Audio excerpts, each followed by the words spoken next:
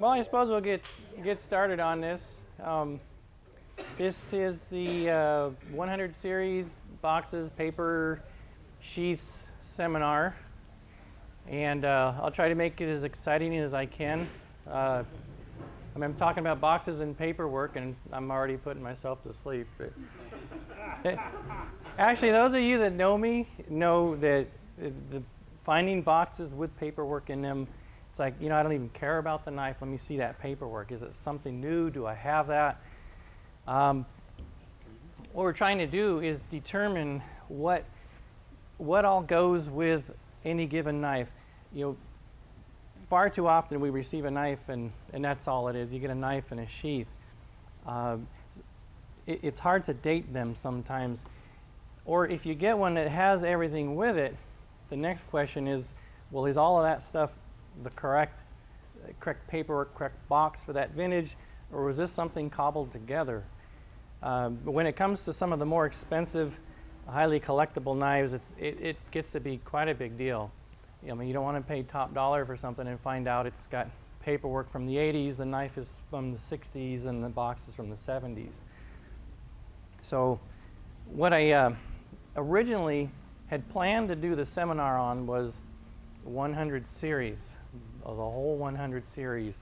And about a month ago, month and a half, I had them all on my office floor. That's how I do this sort of thing. I cover my floor with knives, hundreds of knives. CJ can vouch for that.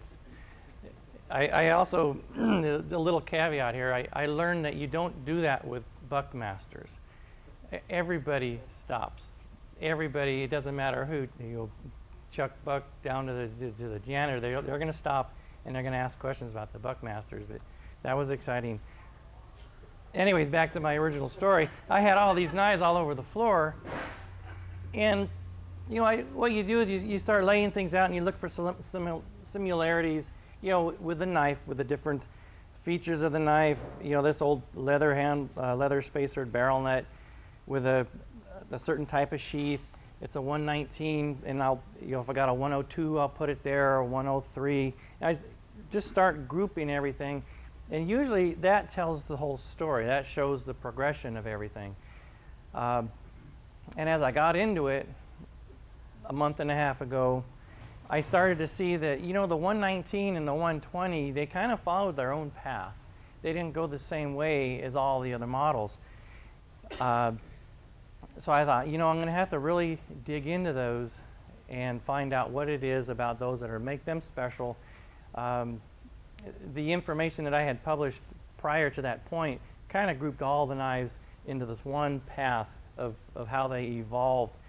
Well, after I'd done the initial project, I put everything away, pulled out the 184s because there's a local collector club member that is trying to publish a book right now on the 184. So I put this project away for a while, pulled out the 184s, just covered the floor in knives and blueprints and documents, and just immersed myself in that. And I know Larry would call up and ask me, you know, so how you doing on your seminar? And I kept thinking, I got it. I had it 80% done, put it away. I'll be able to pull it out in a week before the seminar and wrap it all up and put it together. And that's what I kept thinking. And when I finally got done with the Buckmasters, put them away, pulled all the 100 series back out, it became obvious that the 119 and the 120, they didn't follow the same path as all the other 100 series. Then the 118, it kind of went its own way. The 121, I don't even know what to think of that knife. It's just, there's endless variations of it, and the sheaths and everything.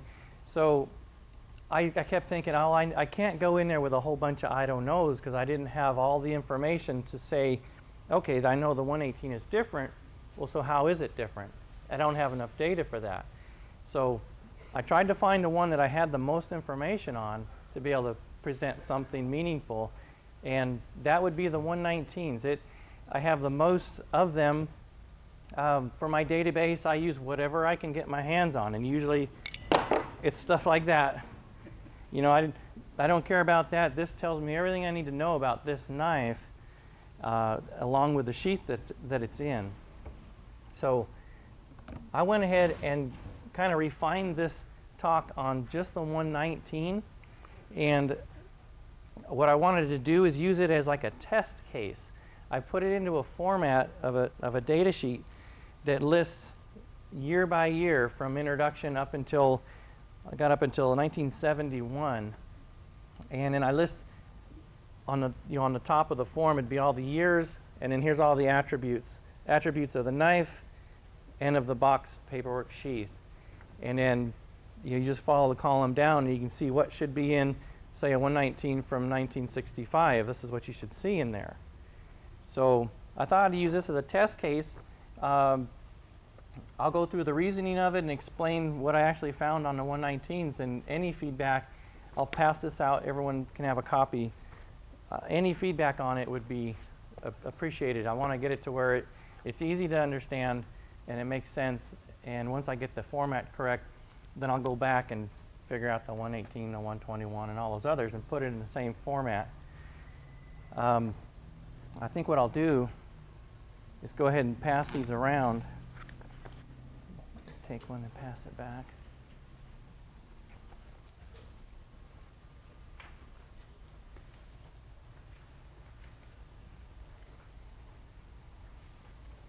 Now, I've sat through all the other seminars and was very impressed with the PowerPoint presentations and wishing that I was that technical.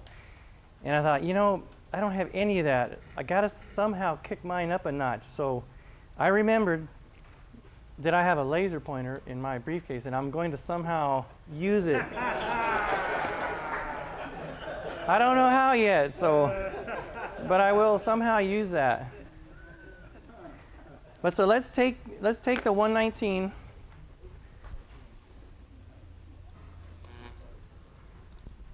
And so that I can see my own writing here. If you look at the column where the header is 1961,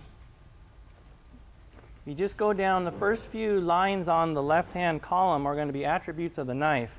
You know, what is the stamp? Here is the 119 from 1961. The stamp is buck. The handle spacers are leather, and there's 4. Construction is barrel nut, which you can see by looking at the back of the pommel. And then I'm going to try to develop some standard nomenclature to describe sheaths, and I've used what I've heard other collectors use because I feel that's everyone knows what we mean when we say some of these terms. So this would be the early sheath, and I'm calling the what am I calling it? A handle strap. A handle strap sheath. And oh wait, hang on. And Larry has some right over there. He's got a bunch of them. Thank you.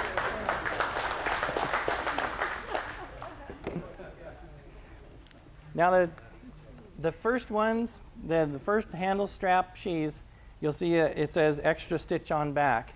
And that's the stitching going across the back. This was a leather sheath made by Don Hume Leather, and we used them for like 1 year. Most all, or Larry, maybe you can refine that. Most all leather spacered barrel nuts will be in a Don Hume leather sheath. Yeah, the handle strap. What's that? Not necessarily all. Okay. I think sometimes they got switched around. It's been 50 years. Yeah, this is true. You said Don Hume? Yeah, Hume. In fact, I believe he still makes leather products. Don Hume, Miami, Oklahoma. Okay. He makes like holsters. Yeah, okay. Well, he used him for a very short time, and you can tell his sheaths because they've got that extra stitch. Then we went to a company called Angela's Souvenir, and the biggest difference on them is that they don't have that extra stitch. So it's funny because when I first realized that we had 2 different sheaths, I was looking at other very minute little differences.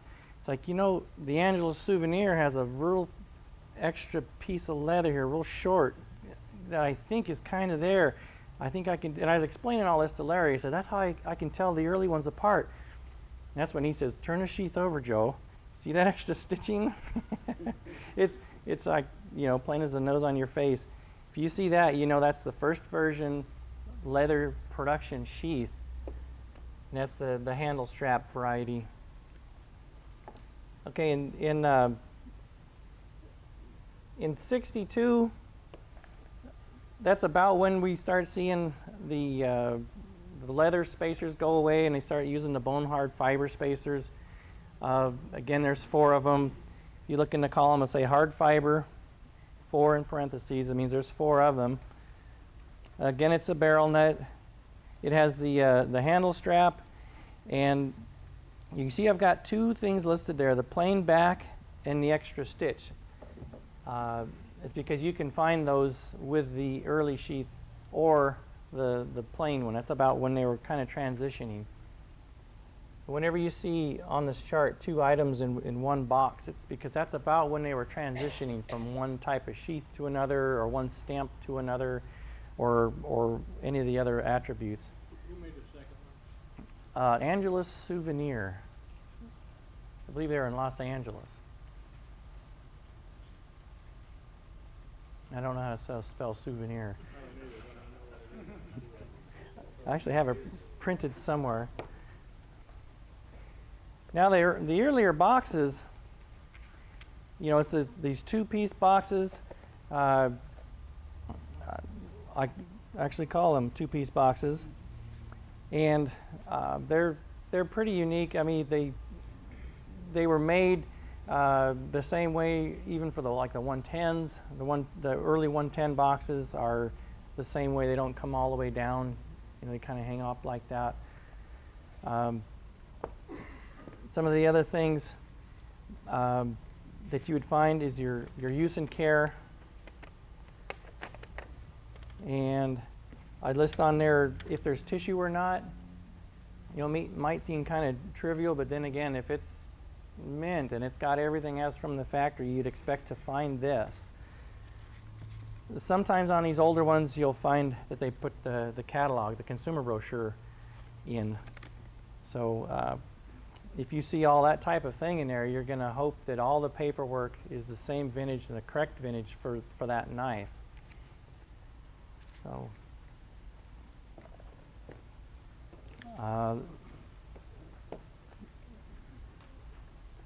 in 1964, they went away from the handle strap knife to the holster style. And again, we weren't actually, Buck wasn't making the sheaths yet.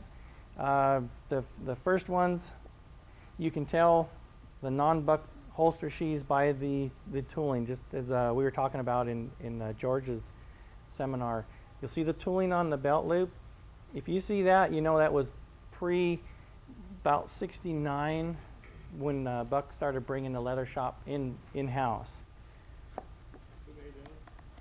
These, I believe the first holster style sheaths were made by Angelus Souvenir.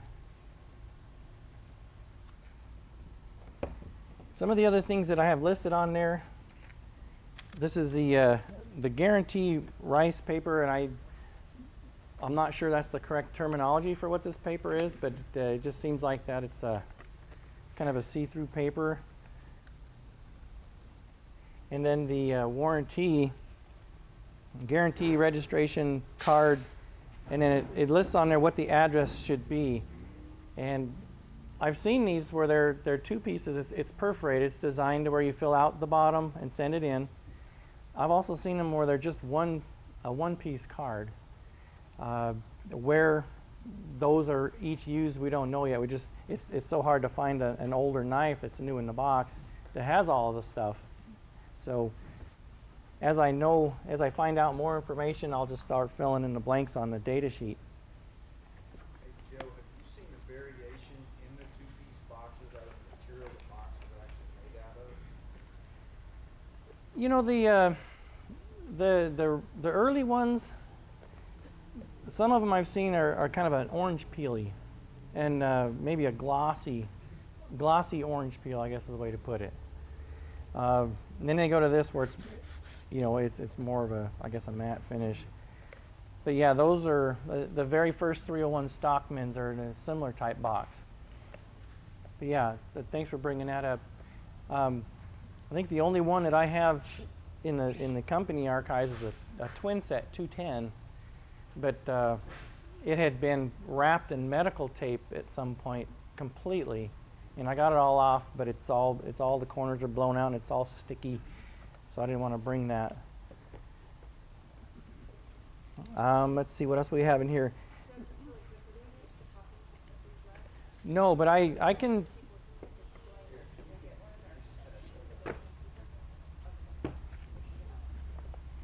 Yeah, and on this, you know, I'm starting a file of all the data sheets that we have, and I bet I've got maybe 20 different data sheets, and they're just an email away. If you email me, say, hey, I'm interested in the 106 AX, I'll attach it to an email and send it back to you.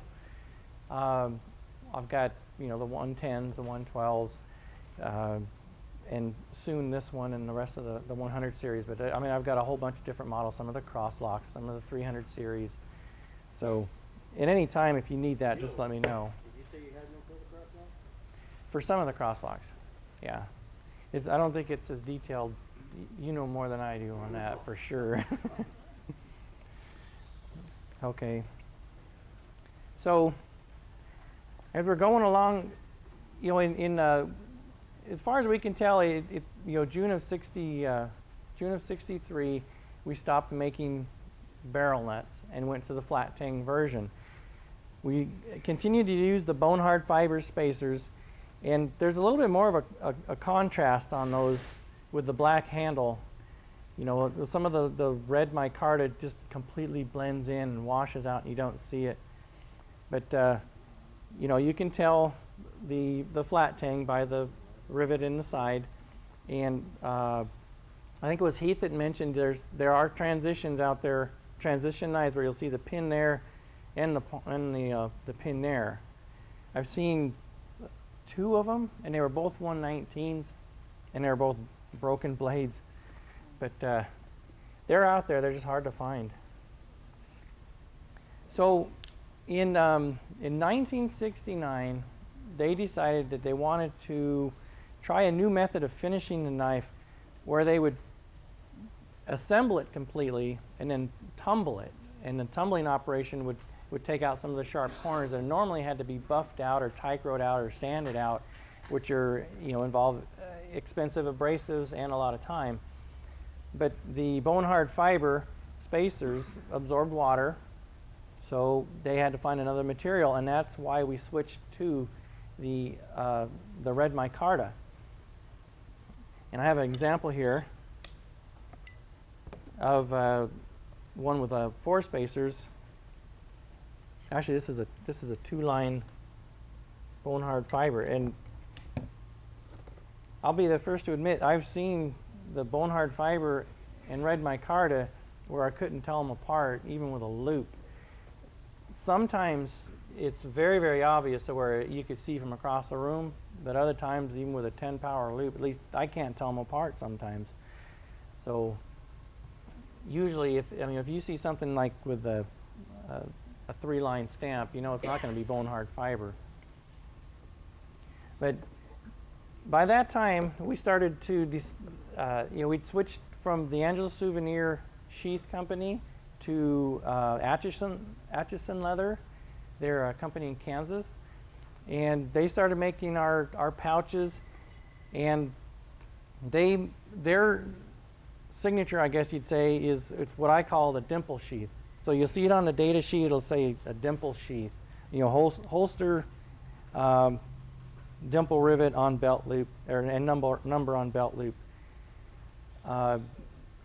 This is a good knife, a good sheath to help identify the knife, because we only made them for that short time. It was like a year and a half. And I always remember the story. I'd gone through all the correspondences from back then in the 60s between Buck and Atchison, and they were getting all fired up. They were ordering leather, ordering new machines, and we got them going. They were supplying us sheaths for about a year or so, and then we decided we wanted to pull it in-house.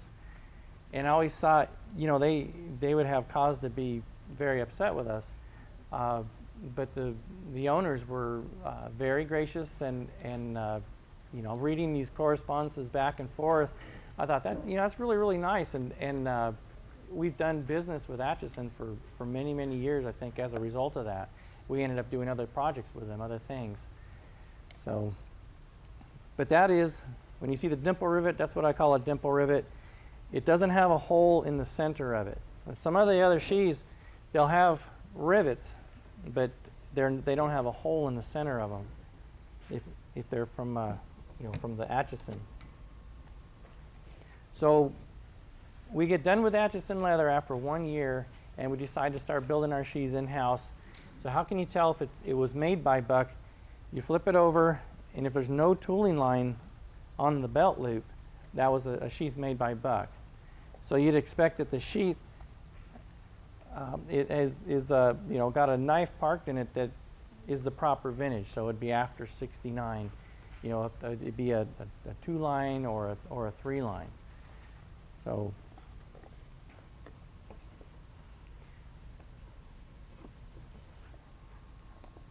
actually had these two out of order. I'm going, why isn't this making sense? So what we're thinking is that you look at the the handle spacers in 69. It says hard fiber 4 to micarta 4, and in 70 and 71, it wasn't until we believe 73 that they decided, one of these spacers, I think they removed the guard spacer just because it caused a lot of rework having it in there. It served no purpose. It was kind of lost with the handle. Because of how dark it was, you couldn't see it. So in about 73, they decided to remove that one. And again, it only follows on the 119, and the 120 is going to be close, but not completely the same as this.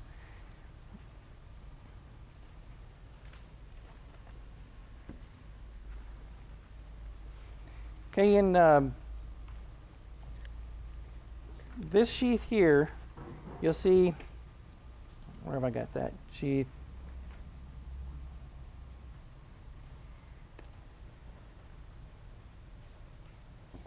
Oh yeah, I'm way out of order. There we go. This is the sheath I'm calling the swinging loop because, the belt loop swings. That, on the 119, where we see that first pull show up is in 1973. This particular knife, again, was in horrible shape, but it was one of the better knives that came in. We replaced the knife under warranty for the customer, but this is what got me all excited. I mean, I dumped it out and it just had everything. It has the word from the president, and that is actually another way to know if you've got the correct paperwork. At a certain time, Al was the president, then he became the chairman. So you wouldn't expect to see like a modern knife with a word from the president in it, or vice versa. It's just one of the things you look for to make sure you've got the proper paperwork. But this knife actually had the guy's receipt in it. So I've got a dated receipt for this vintage of knife, and it doesn't mean, it says 1980. It doesn't mean that the knife was made in 1980, but it gives me, it narrows it down quite a bit. If I was to say, okay, how old is the knife? The first thing I usually go for is the use and care.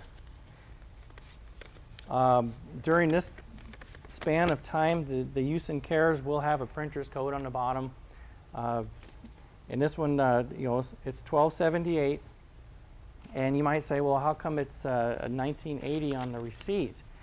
Well, you need a decoder chart for use and care guides to know, how long they were used for. I'll give an example.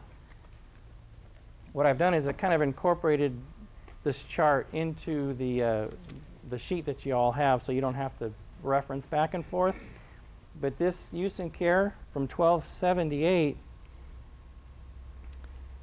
it was used in in 78, the end of 78, 79, and 80. So, knowing that, it's like, okay, then that makes sense with that, the date on that receipt of 1980, the end of 1980.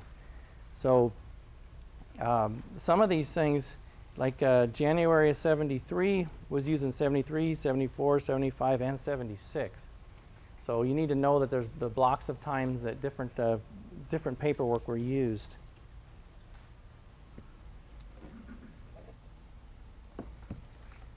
And one thing I often get asked is why? Why all the changes in the sheath designs? I'd love to know why on the holster design. It may have been a cost issue, but I get more comments, wishing that we still had the holster style sheath. But why did they go from that to, the swinging belt loop sheath, and then to the next version? I really don't know. I'd love to know why. It just, yes, sir. You might know. The reason we switched was because too many people were pushing the knife through the side of the sheath, and so it felt like a more, without having to stuff the guard into the sheath, that would eliminate people not really realizing that it wasn't the resistance of the guard, but actually the blade poking through the side of their sheath that they were feeling. So that's what prompted the switch from the holster, which got a lot of negative feedback because the holster did a great job protecting the knife and also blocking any reflectivity from the guard and stuff while you were hunting. But that was the reason. Is it possible that the swivel was due when you tried to sit down with a fixed blade knife when you're hunting? Exactly right. That way it can twist up. Because I switched one of my knives into one of those sheaths for that reason. Now Functionally, it does have some advantages, especially with brush and stuff like that. As long as it's close and as long as it's snapped, you can still hold on to that knife and keep it getting snapped out. Yeah. It's interesting. I have samples of the swinging belt loop knife that has been double riveted so that it can't. Right. And it's from the factory. I've only seen it on 120 so far, but I don't have a large sample of knife to look at yet to say that it's a rare thing or that it's even a whole separate variation. It might just be a couple of sample cheese that were kicking around the factory and I saw. But, Are you talking just about 100s now? 'Cause like True Blue had that. yeah. Right. That's a different thing. Yeah, that's completely different there.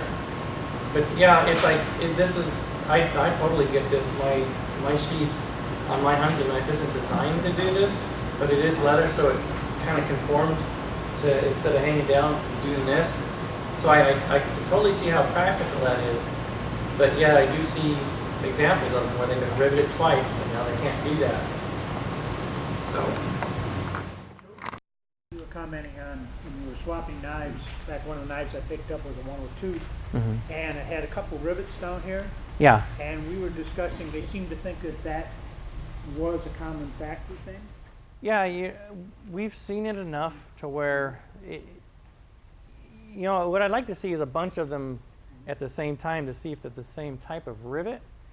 It seems consistent enough to where it would have to be a factory thing. I mean, if every knife has a different rivet type, then it could, just something someone we were did. Specifically, a lot of guys had seen 2 rivets here, and then one case 2 rivets here and 1 up here, but all the same big rivet type. Yeah. Big fat rivet. The one I saw last night the front of it looked the same, but the back looked larger than others that I'd seen. But it just seems too coincidental to not be factory, and it might be like a factory repair, something that they did. If someone would send in their sheath and it had poked through. It's kind of an odd one because, in order to poke through down there, you have to put in a knife that's too long for the sheath. Yeah. So that's the only question I have on that is it's always down there, but it could just simply be that they put the knife in instead of like that, like that, and so it was able to cut through the radius part of the sheath. But yeah, I don't think it was like a production thing as maybe a repair of some sort, but I'm kind of thinking it is a factory thing.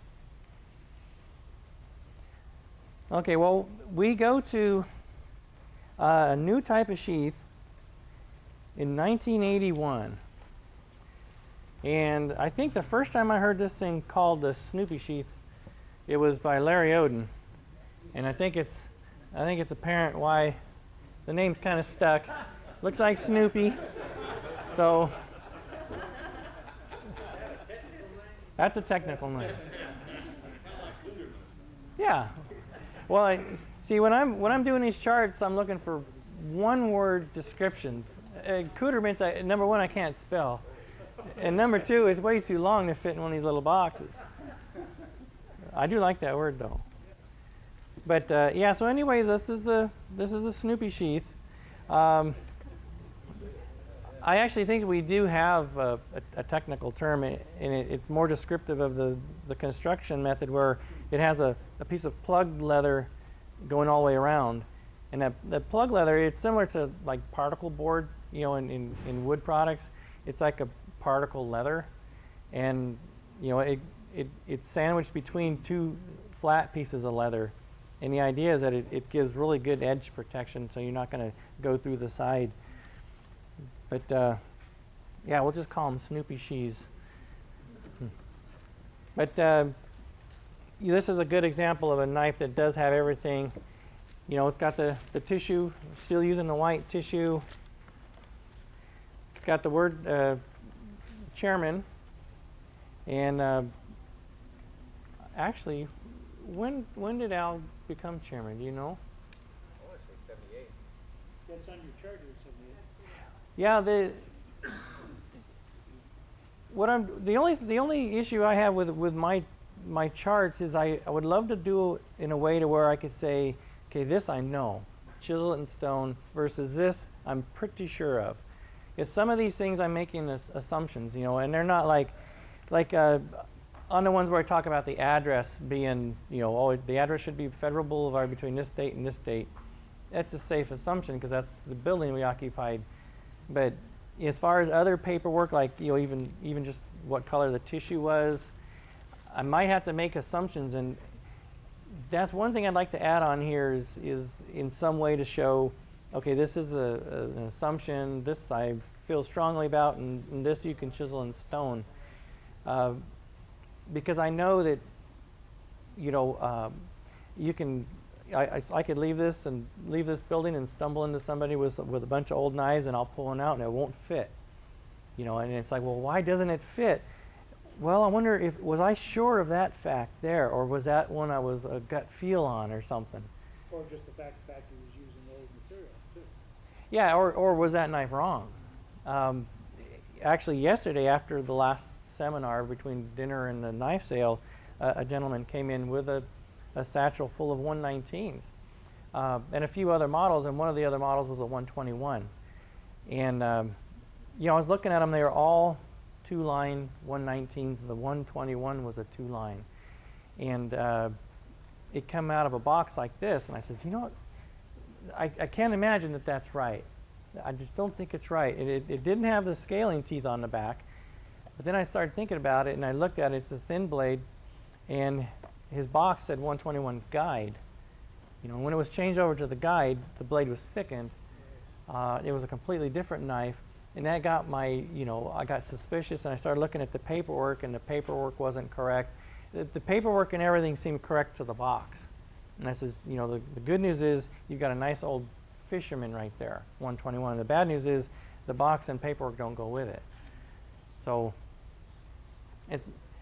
that's the whole thing is if you know what you got, you know, it'll help you make, you know, good decisions as far as like buying things. If someone comes up and presents something as a certain way, you should be able to know, you know, yeah, that's true, and this is a real gem, or, you know, it's kind of sort of true, and it's not worth what you think it is, and it gives you, you know, a leg to stand on when you need to bargain with somebody on a knife or something. So, yes, sir. Knives from Oregon, he had quite a few knives on display. He had boxes of the places. So if he wasn't there with Lycus or whatever, they just grab a knife and they just go and grab the box. So I mean, you know, if you didn't, yeah, if you didn't know, I mean, it just, you got a knife that's 3 years old, it's going in the box. Yeah. And then somebody with a new knife in no box. Yeah. It makes it hard. I reference eBay a lot. I look for auctions of any knife that's new in the box with paperwork. And then I pester the buyer, you know, is there a printer's code on the use and care? And they write, what do you mean printer's code? And I got to explain to them, oh, it's just a bunch of numbers and letters in the lower left-hand corner. By the way, does it have a this? And what does that say? And I have no intention of buying a knife, and I kind of feel guilty pestering them, but I just really, really need to know. It's like, okay, I can see the stamp, great picture of that. I can see how many handle spacers. I just need to know what the paperwork is. And once I know, I'll steal the picture and I'll write all my notes on it and put it in a file. And then when I do data sheets like this, I pull out stacks of those pictures that I've been accumulating over the years. Joe, can I ask you a question? I don't know if I read this or heard it somewhere, and I think I might have asked you before to see it. But the in-house leather company, was it called Merit Products? Yeah, what was the deal on Merit? I've asked you before. Was that a subsidiary at that point, or? Yeah, I'm gonna have to remember who owned it, but it was there were 2 subsidiaries created. One of them was Helix Manufacturing, which did all the machining, and the other one was Merit Products, which did the leather work. And my father, grandfather, and I want to say Howard Craig were involved with Merit Products, and then my father, grandfather, and John Ham were the 3 owners of Helix Manufacturing. And that could be reversed. I know Dad and Granddad were owners of both companies. And then eventually those were brought in. We reabsorbed them back into Buck Knives because my father didn't feel comfortable. It was kind of like this little subsidiary, and how do you switch the profits back and forth? How do you protect the Buck shareholders compared to the 3 owners of the little? You know, he just started feeling uncomfortable about it, so Buck just bought it and brought it in. To clarify some of my box descriptions, this is just the one-piece top open, what I'm calling that, and then the one-piece Toothpaste box. toothpaste box. Yeah, if that's your characters, I'll use that.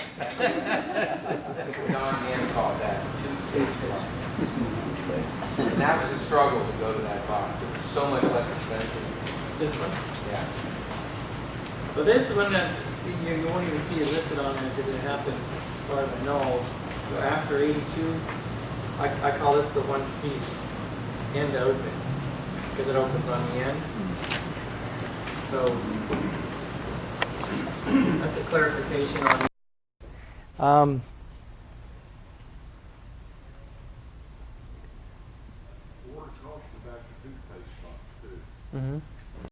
And out down here, if the computer's not doing just right, and they have to keep something in, like give you a 10% discount, and the girl goes, oh, shit, like that with the box, and your $200 or $300 knife hits the floor, it's not good money. Yeah, that would be scary. That happened Just everything yesterday. at your feet. Wow, Joe, I have one recommendation about the toothpaste box. There's obviously 2 ends to it. One end usually has a box with the marking, part number, model number, etc. I recommend you use the other end and open it and close it, because oftentimes you'll be out looking for them and you'll see the end with the marking is gone, or it's destroyed. So if you open and close it from the unmarked end, you'll find out in the long run it'll keep your box in better shape. The other thing on these that I've learned to do is, number one, always open them the same end. So the other end, I just bend these tabs over a little bit, and that makes sure that when it shuts, it'll catch, and then that'll hold it. Because yeah, I've had them flop out. Yeah.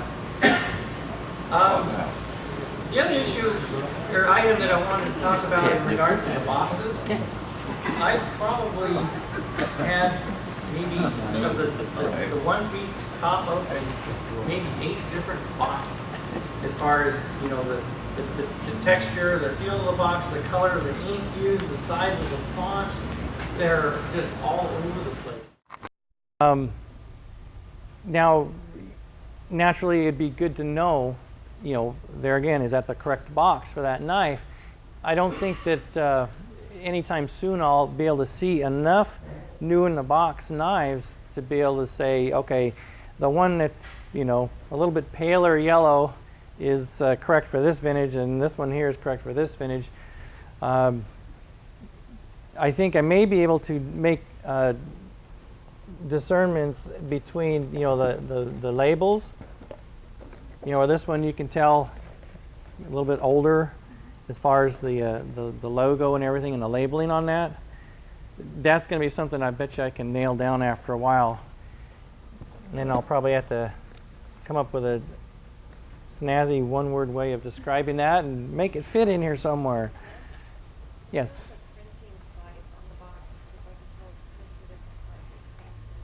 Yeah, that's one of the variations that you can see they are slightly different, but I'd have to see, you know, quite a few of them to be able to say, okay, I've got a big enough sample size to say definitively 1981 is this box with the, you know, 7/8 inch high letters versus the 15/16 high letters. And Well, on the edge of the box too, there's a big difference in size.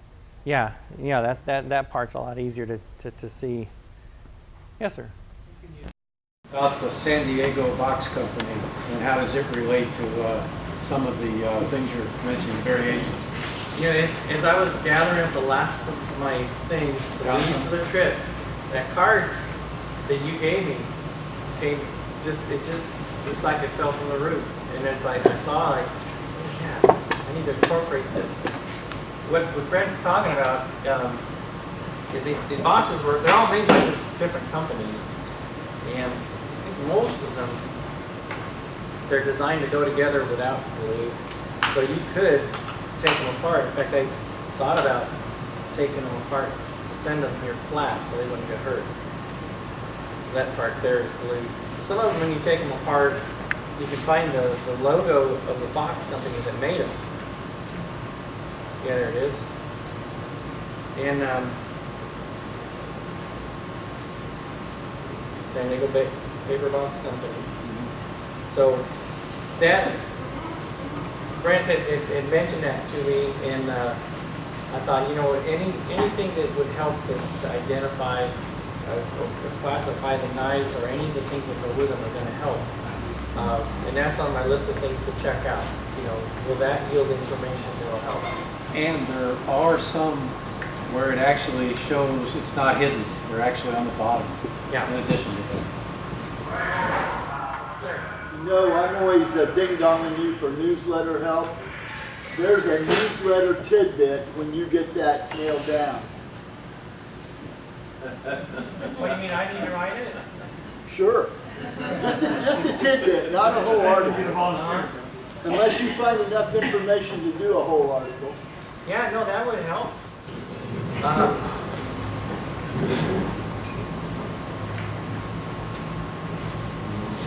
Yeah, that'd be good information. I'm hoping that there would be something about the logo. And I remember in the 80s just overhearing conversations within our purchasing department about boxes and box changes and consolidating box sizes. You know, because obviously you have a different box for every single knife you make. That's a lot of inventory carrying costs. So I know there's a lot of box changes. I haven't stumbled across any files of our box suppliers, which would really be helpful. That would really help nail things down, I'm sure. But I'd love to know, just within, you know, the same box style, why are there so many different colors and font sizes? Someone actually had to go in there and make changes, you know, and some of them, everything, the labels, the wording, the text, everything that's on them is the same. Just different color ink, different texture paper. Why did they do that? Creative employees versus robots. What's that? Creative employees versus robots. Creative employees? I worked with a bunch of creative guys, and they just did things when they wanted to, the way they wanted to. And the boss found out about it like 10 years later. Like, where did this come from? Oh, I made that on my vacation. Brought it in and installed it, boss. Well, that's a better reason than I got, so I'll go with that. Don't forget cost effective. I was say part of it is. Money talks. The cheaper the box was, the better they liked it. So that enters into all this. But the other thing is too, when you're switching companies, every time you switch companies, then you have to pay an art fee. So that's why they changed the logos and the auctions, because they just created new logos and things for you. Yeah. Run into that all the time if you go to a print shop to get something made up. You don't have artwork, you start all over again.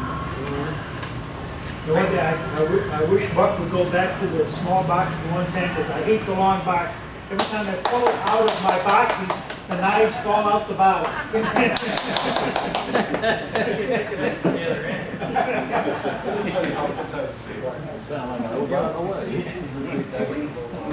We're just doing our best to share Idaho air.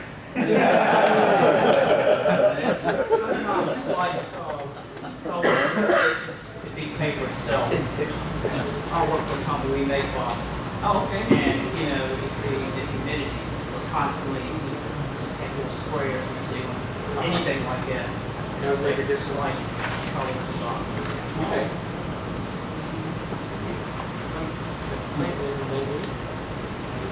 You know, when I first started collecting, I never paid much attention to the box or, you know, it's always like a big mess of storing them and all that. What do you think having the box and the original paperwork would add to the value? Is it, what I'm trying to get at, is it kind of worth the hassle, keeping it and saving it? Absolutely, yeah. You know, I understand that it's very, very hard when you're just going to store an empty box and display the knife. I'm petrified of even doing this, you know, taking this knife, putting it under glass, and storing this, because, you know, I don't know what boxes go with some knives already. if I bring it back and do this inadvertently, I've rewritten history, you know. I mean, it sounds melodramatic, but I have. It's like, wait a minute, what's this knife? Okay, it must have gone with this sheath. So, I'm petrified of taking them apart, but to your question, yeah, it does add a lot of value. It does depend on the model, but, you know, some models, you can't do much to them to make them work. I know, like the Nemo boxes and the big knives, they seem to, Oh, yeah. at least on like eBay listings, they always say, I got the original box, you know. Yeah. You may or may not. Gentleman's next. When did Buck begin putting catalog numbers on the box? Very good question. I don't know. Question. When were catalog numbers added to the box end? Under the tidbit, sir. Oh, yeah. At the same time, we started using computers. But in the 80s,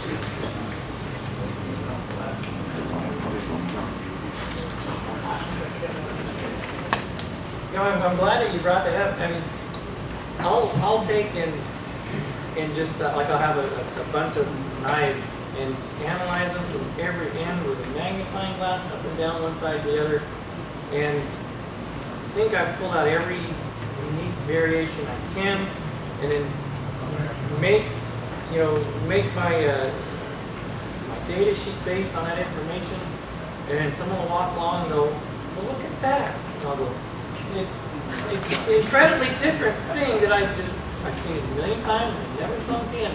And I'm glad you mentioned cat numbers, because that is something that That one has what date was it? but this is after 82. So after 82. Definitive answer. But At least yeah, we'll make a note. You brought up a question of changed history. yeah. Joe? There was a couple over here first. I was just saying that they sell the boxes on eBay and they go for quite a bit of money just the boxes. Yeah, and there again, it does depend on the model. I saw with a Buckmaster box, They went for $80. I saw Chris Kirsten here in the last couple of weeks, and it was 75, and I couldn't watch it. Just an empty box. Just, yes, sir. I got in late, so Maggie touched on it already, and I'm just embarrassed because I'm late. But where I brought that 1990 cutlery show, and it's a bone knife, but it was in a stag pictured box. Yeah. And as I recall, you said this would be like an exception, that it was a late order and you didn't have time to print up the box, or you just grabbed boxes that were available for that. Yeah, that knife, it wasn't a stock knife, so they probably put it in the box that matched it the most. Closest match. You know, the other thing is there were, was it 200 or 250 of those? 250. So other collectors, you can find out who else has them, ask them what the box is. You know, if everyone else has a different box, then we'll let someone put yours in a different box. If everyone had the same box, it's safe to say that was the box they were shipped in. We may never know why, but at least we'll know that that's correct for what we have. Well, I don't know if it's correct or not. It's just something I noticed about it, and I asked you about it. Yeah. I know that sometimes there might be exceptions to all the rules. One other thing, just in case anyone is interested in them, I took pictures of all the use and cares that I have, some of the documents that I've referenced in the data sheet. I've got pictures of, and I'd be happy to email them if you want. Here's another item that's listed on there where it says under miscellaneous insert. Yeah, the attention. That's what they are. And there's 3 pictures because these are all 3 different. This one in the middle actually has a date code. I think these are the more modern, and this is the older one, but it's hard to identify them. But I've got pictures of those. I've got the use and cares, the longer use and cares that are typically found in the sheath knives. You know, there's you got usually this is what you find in a sheath knife, the long use and care. The pocket knives were usually packaged in the little like tissue use and care. And I've got some pictures of that, but not all of them. And I'd be happy to email them. I'm trying to show. I know I brought a picture of it. I don't know if it. I think that. I think not. I think that the DVD is just what's been filmed. Yeah. But I'd be glad to email it to you. Just a word on the word. I've got 5 different versions of the message with owl on it. You know, I used to think there was just one. And as a side note on that, you know, we know that the first knives made in the 40s, the lucite knives, Hoyt, he had a rubber stamp at John 3:16, and he'd wrap that knife in cardboard and then tape it and then stamp it with that stamp. I've got 2 gentlemen that had knives during the 50s, and they said it came with what looked like a typed and Xeroxed religious message is what they remember. So that's in the 50s. That's all we know about that. But then, you know, from incorporation on up to a certain point, there wasn't anything in there.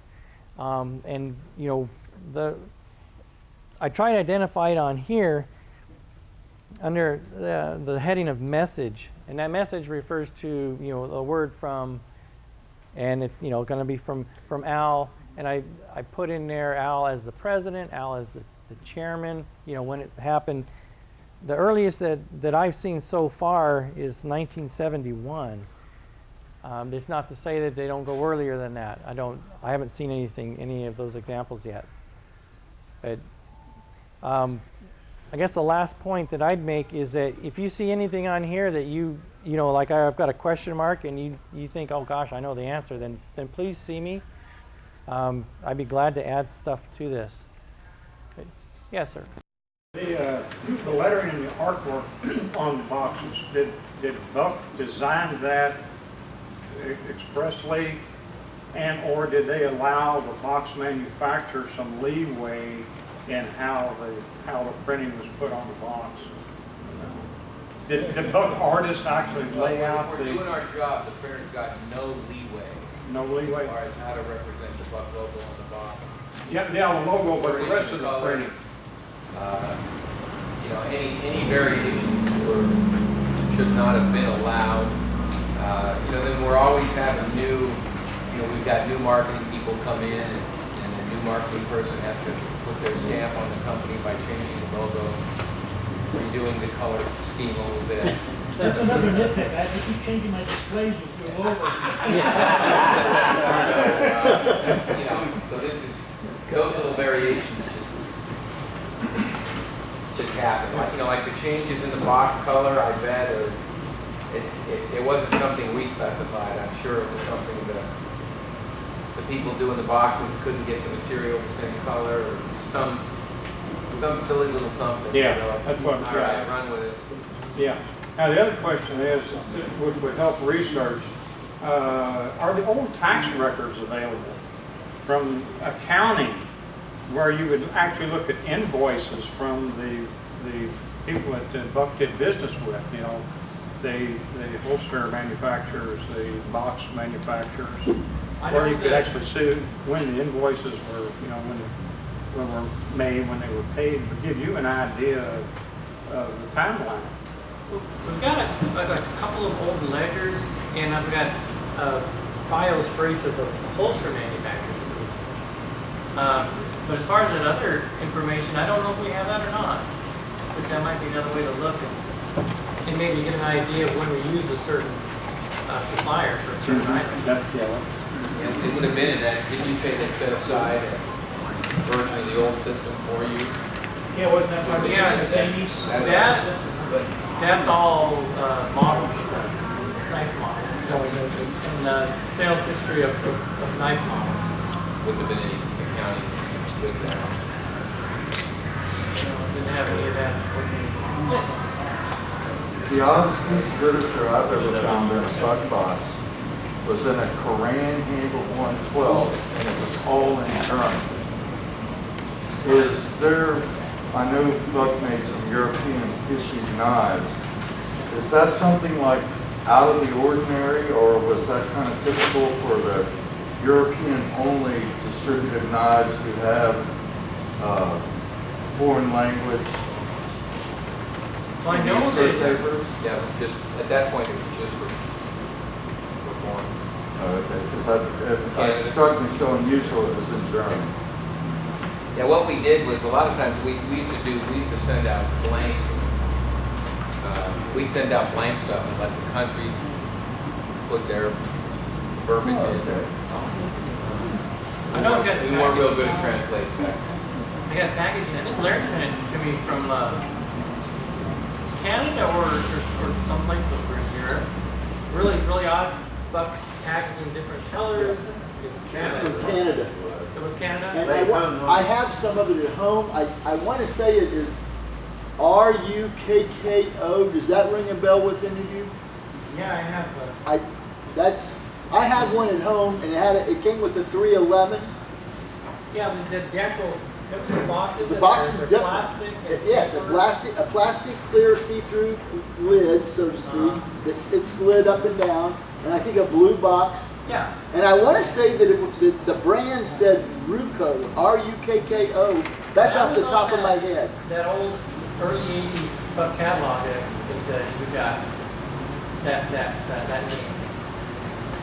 So it was a Canadian one. So maybe They must have been a distributor in Canada. Yeah, I mean, it's just interesting that they. Does that name ring a bell with you, CJ? Yeah. Do I have it right, you think, RUKKO? Yeah.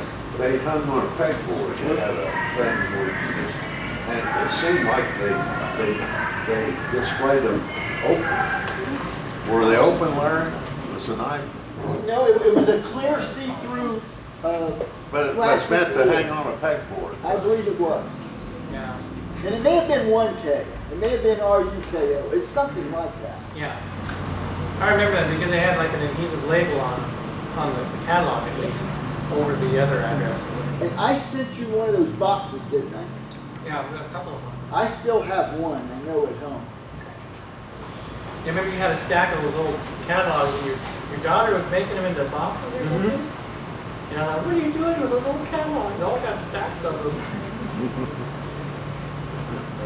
I have a question just slightly as a segue to the foreign production.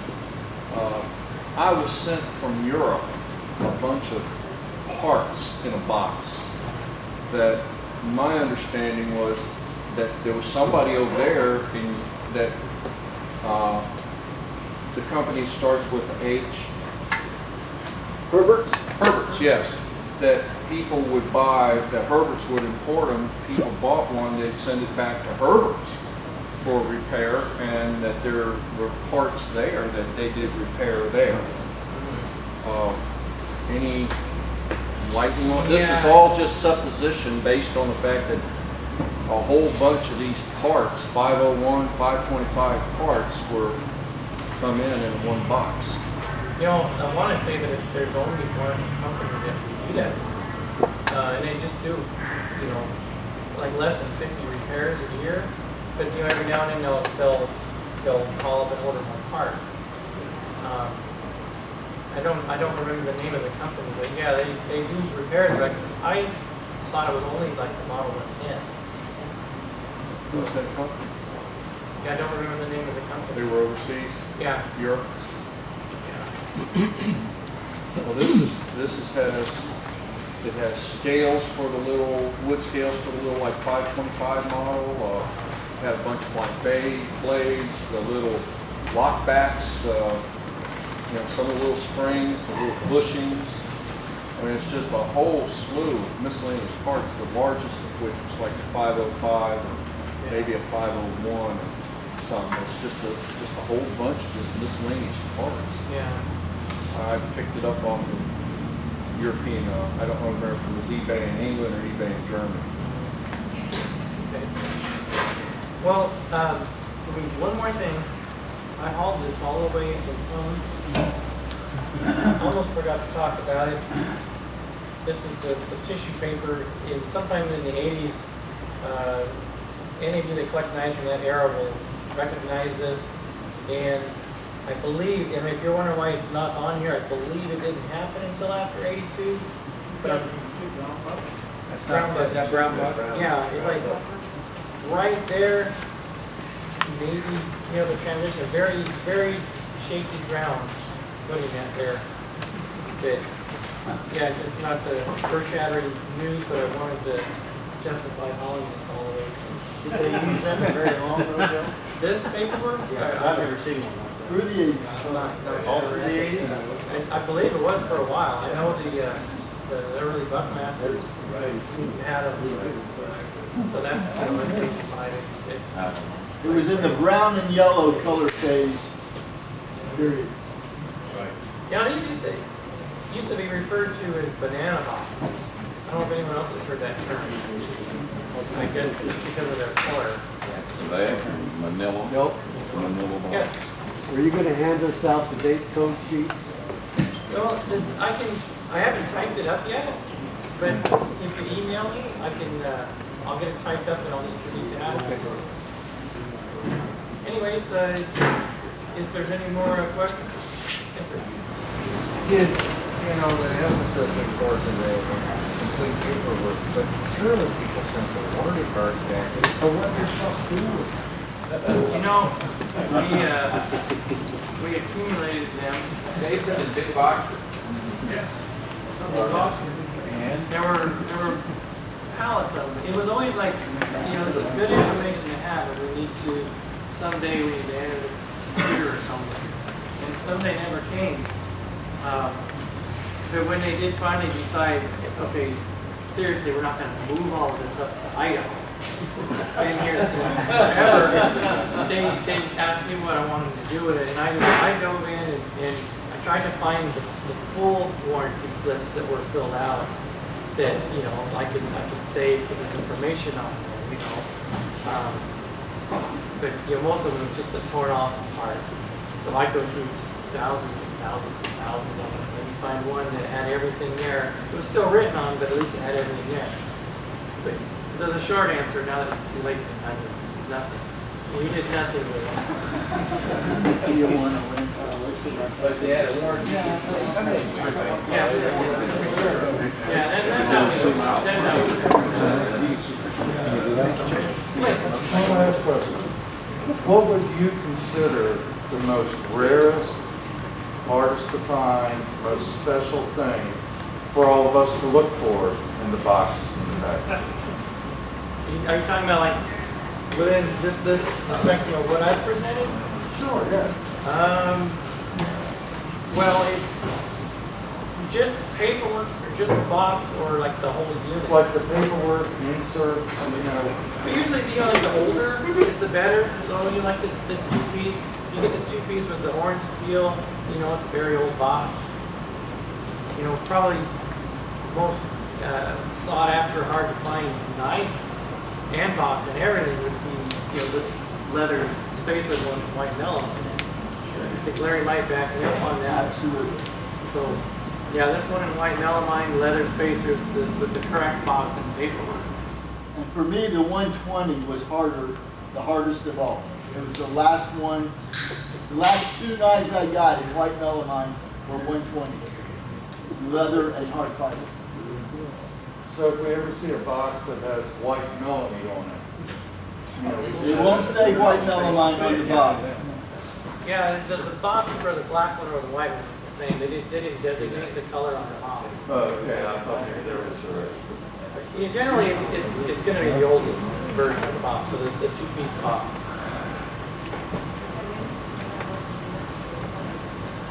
Yeah, 61 is when it was introduced, and I don't know if I hazard a guess as to when exactly. Yeah, I don't show it until 77, so that might be too far out. Good job, Joe. Thanks.